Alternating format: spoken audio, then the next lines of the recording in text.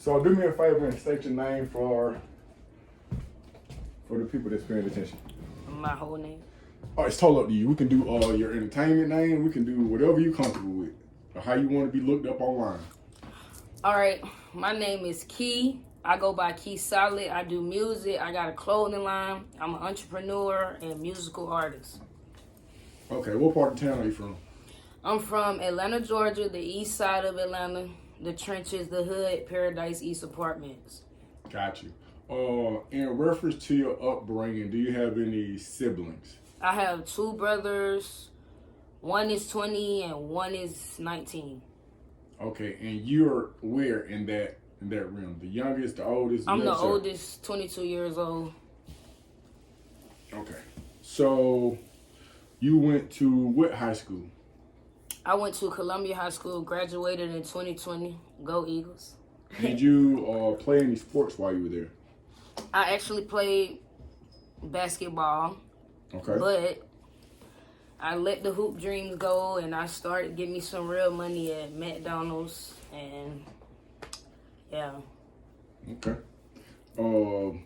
So right now, where are you at right now in life, just in reference to the transition from, I don't want to say childhood, I'll say the teenage years to because you're how old now? 22. You're 22 now. So how would you describe where you were at 18 to where you're at right now? 18, I'm going to just be so for real. I was lost at 18. Mm-hmm. I don't know what I had going on. I wasn't even my true self at 18. Then 19, 20, I started getting my feet wet as far as knowing who I am within, doing the work necessary. 21, 22, I would say this is my transitioning stages to becoming who I'm supposed to be, who God has purposed and ordained me to be. So right now, I'm in the middle of transitioning. Let me ask you this. When you was 18, give me an example of, you say you didn't really know who you were. Give me an example of you not knowing who you were. I would look on social media and I would see what the trend is or was, and I would just follow that without even giving it a thought of, is this really you? I would say, oh, they like it, so I like it too. Like, I was just trying to keep up with the media and keep up with the trends. So that's what I mean by lost. Like, I ain't have a direct conscious of who I was at the moment. I'm just going with the trend and going with the flow, and whatever my friends say cool was cool to me. You know what I'm saying? Yeah. So I'm saying, was you bucking the system, or you was rebellious, or was you going Yes, along with I the was flow? definitely bucking the system. I definitely was rebellious. How so? I couldn't be told what to do. I had extreme anger. I was... Any fights or any... No, not fighting. I don't get into that. But I was probably telling my mom I was one place and not really at that place. You know, being fast, being grown with them little girls, you know. Gotcha. Yeah. So right now you're at a place of peace. Would you describe your current situation as a place of peace, or how would you? Most definitely. I'm definitely at peace with who I am and with what I'm doing and with God. And you know, when you walk with God, there is peace. He is your peace. You start sustaining a whole nother level of peace. Peace. I got my mind. I got my full health. I mean, I can't ask for a better position than the one I'm in. And I know he has better as long as I keep walking with him. So I ain't seen my best days yet. If you can you describe your relationship with God from where it used to be to where it is now? Because when I talk to you, sometimes I feel like I'm talking, no disrespect, I feel like I'm talking to an old person, folks. And you'll be like, she look brand new, but she sound like my mama. And I'm just like, I be at a loss of words sometimes when you look afar and you bring something back. I be like, my spirit be feeling, you just got me in there. I'm like, bro, I feel convicted. I got to act on it. Let me back away. So without talking your head off, if you could describe the growth within your relationship. Me and God personally, this relationship that we have 101 is more intimate than it has ever been. It was one point where I didn't care about God. I didn't care to know him. And he knows this because I had to confess my sins in order to grow deeper and walk closer with him. You get what I'm saying? Mm-hmm. So I would say my relationship then is way different than it is now.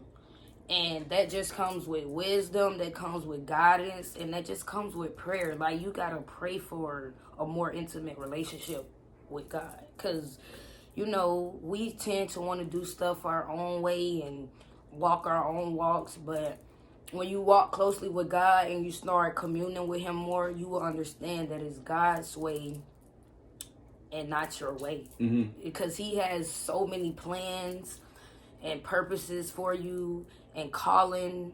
It's just like bigger with God. So we be wanting something for ourselves. But when you walk with God and you intervene with him and you really know him on a personal level, you'll see that, hey, what God has for me is bigger than what I was chasing. Mm-hmm. You know what I'm saying? Mm-hmm. So I would say the intimacy of the relationship between me and God has grown, and I'm thankful for that.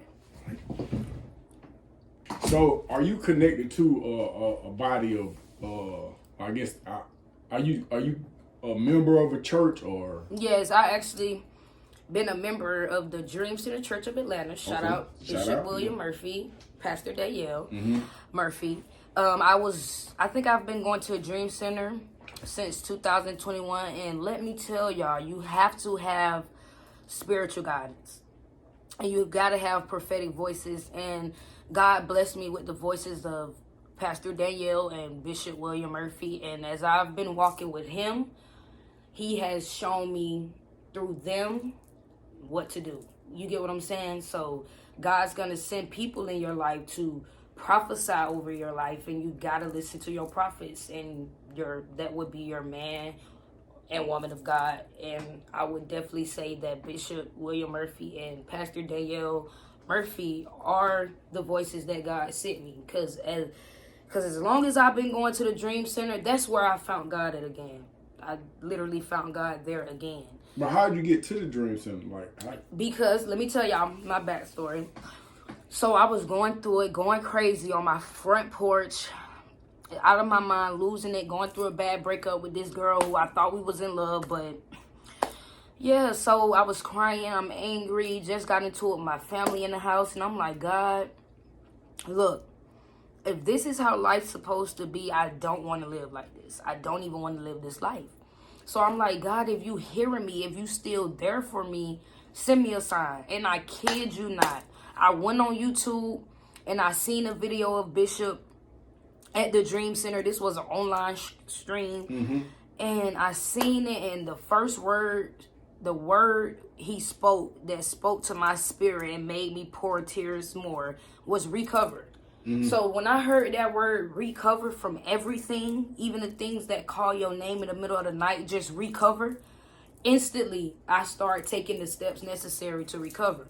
So, when I heard that message, I started following his voice. Mm-hmm. So every Sunday, I would tune in online, and I'm like, God, if he speak to me again, I'm gonna go back in the church. He spoke to me again through the online stream, and I ended up at the Dream Center Church of Atlanta. I actually got baptized last November 2023, so it's been good with the Dream Center. Like, that's where dreams come alive again. I can't say. So now let's get on this music. So what's your music now? How do I find your music if I'm looking for it? Okay, you can find me on all platforms: YouTube, Apple Music, Amazon, iHeart, wherever you listen to music, wherever there is a music platform, I'm on there because I released through DistroKid. You can find me anywhere and everywhere, even on Instagram, Twitter, whatever, at Keey Solid. KeeYsolid, put together, no space, no none of that, just Keey Solid, and you'll find me. Let me ask you this. How did you get into music? So I always had the gift as a kid, like just picking up a microphone, just saying stuff. I think it was this one time in my grandma's house, she had this little this little play microphone, and I was just picking it up and, you know, just doing my little thing with it. But music really was a way of me coping. It's like a coping mechanism to me. I'm like I'm not gonna talk about nothing that I'm not feeling, that I'm not living. I'm always gonna keep it real and uncut and raw. Like, I'm gonna always give that real side of the music. You get what I'm saying? So I use music as a coping tool, a way to release unwanted thoughts, or, you know, just a way to release and cope and tell my story to others who may be having the same type of lifestyle as me. Let me ask you this, and in my days, I have interviewed a number of rappers. I interviewed Shawty Low. I've interviewed, well, he refers to himself as Script Puller. He used to be Slick Puller, who ran with Jeezy. I've interacted with a number of people. I ask everybody the same thing. Do you kill black people in your music? No.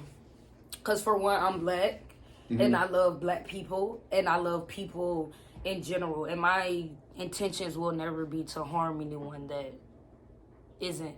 If you're not bringing harm to me, I'm not going to want to harm you. Like, nah, I'd rather just... I would say that I heal through my music. So instead of killing you in my music, I'm going to heal you in my music. Like, literally. Okay. So how would you describe, I've heard you use the words heal, but how would you describe your music? Real. Like, it's no genre for it. Uh-huh. Well, the genre in the, no, you know, in the industry or whatever you want to say, in the music world would be hip hop and rap or whatever. Okay. But me personally, I can't genre size my music. Like, I'm not going to put it in no type of genre because it fluctuates, it flows based off how I'm feeling. I'm just keeping it real, all the way real, whether if it's a love song or whatever the case may be, a little get up and vibe song, I'm always just keeping it real, like, simple. So I would just say my music is real music. Okay, let me ask you this. What 3 songs can the listeners or the viewers go to right now that will give them a better grasp of your music? 3 songs that's online and they can get to right now. Okay, so you could go to my favorite one, the one that has the most views. I feel like this is my number 1 hit regardless to what I drop. There's going to be my song called Project Dreams. Okay, my second song would definitely be A Song for Every Season, Blurred Visions. Mm-hmm. And another one would be when you just feel like ain't nobody feeling the way you feel and you need to express yourself, go listen to Expressing Myself. All by Keey Solid. Project Dreams, Blurred Visions, and Expressing Myself. And what platforms can they be found on? YouTube, Apple Music, Spotify, iHeartRadio, Amazon, Deezer, wherever you can listen to music. I think I'm released on about 150 streaming sites. So my main ones would definitely be YouTube, Spotify, and Apple Music, though. And YouTube. What I'm going to do, I'm going to leave a link for those 3 songs in the comments or in the description. So all you got to do is go down there and hit them songs. Subscribe to that page and get us some real feedback. Please subscribe. Please. Okay, so now you've made a decision. You've gone through the trenches. You went to school. You're doing your music. But now you're about to take you're going to take on a bigger challenge. Yeah. Could you please tell us what that challenge is and tell us how you came to the conclusion that that's what needed to take place? Well, your voice got your girl about to be a soldier girl in a minute. Okay, then. I'm finna get ready to enlist into the U.S. Army, you know, as a chaplain assistant. You know, I'm taking those steps necessary because I have a different calling on my life other than music. I want to influence people, and, you know, I love God. So the best way I can influence people and still keep God in it is to become a chaplain. Mm-hmm. Whether that's an NFL chaplain, a church chaplain, or wherever chaplain. I'm going to be a part-time chaplain after I finish my music career. So I'm using the Army, you know, for the benefits.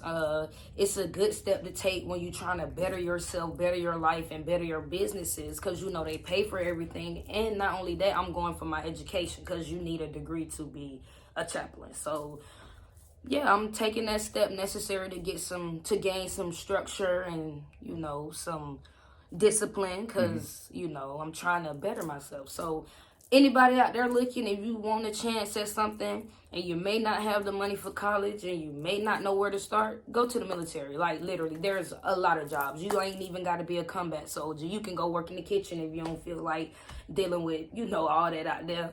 Or, you can even do music in the military. That's another reason I'm going to the military, because it's just so many doors open that you can just walk on through. Mm-hmm. In reference to, because I was going to tell, but you just touched on it, but in reference to shifting the paradigm, I want you to explain what that is, but also explain how you shifted your own paradigm in reference to your expectations or your realization on what being in the Army could. Because a lot of people, even myself, we think that, I don't want to fight in no war. And that's as far as our mindset go. And that's where it ends at. Please touch on it. So, in order to shift the paradigm, you got, in my personal opinion and definition, you have to do what's not being done. You have to change the mindset of those around you. So if I go and show them that, hey, it's more to the military than just going to war, I'm guaranteed a lot more people, younger people, would want to join the military, because they come back and see, oh, she's still on her music. She's still doing this and that. She just ain't no soldier. She's a soldier and still Keey Solid and still whoever else she gonna be. So I feel like stepping out your comfort zone is a way to shift your own paradigm. Because right now I'm comfortable with music and this and that, but it's time for me to step out my comfort zone. And by me stepping out my comfort zone, I'm shifting my own paradigm. So that's a blessing. It's definitely a blessing. It's just an upgrade to my calling, and God is expanding my territory. So I'm just looking forward to what's next, and I'm praying to be prepared for what's next. I'm just gonna walk on through. I'm just gonna walk. When he opened the doors, I'm just gonna walk on through. Okay, so if you had the ability to talk to the 17-year-old you, what would you say to yourself? What advice? You knowing what you're going to receive, what would you say to yourself, and how would you say it to you? Love yourself first. Mm-hmm. Keep God first. Stay away from distractions and things that do not serve your purpose or calling in life. Girls. That was my biggest thing when I was 17. I'm just going to be real. Girls. And, certain friends got to go. All that. You just got to, stay away from distractions and stay focused on what you need to do for you and tune everything else out. This ain't about your mama. This ain't about your daddy. This ain't about your brothers. This is for you. So stay focused on you, stay focused on God, and stay away from distractions and things that don't serve you for real. Okay, question. Because some of us have big hearts, and some of us, we love to be loved, or we love to love on other people. So are you telling me that you have taken yourself out of the relationship aspect of things because you're focused in on what it is you're trying to get done? This is what I'm saying. Like, right now, relationships is not what I'm thinking about right now. Right now, for me, I feel like a relationship would be distracting. So my steps and my life is ordered by God. My steps are ordered by God, and my life is ordained by God.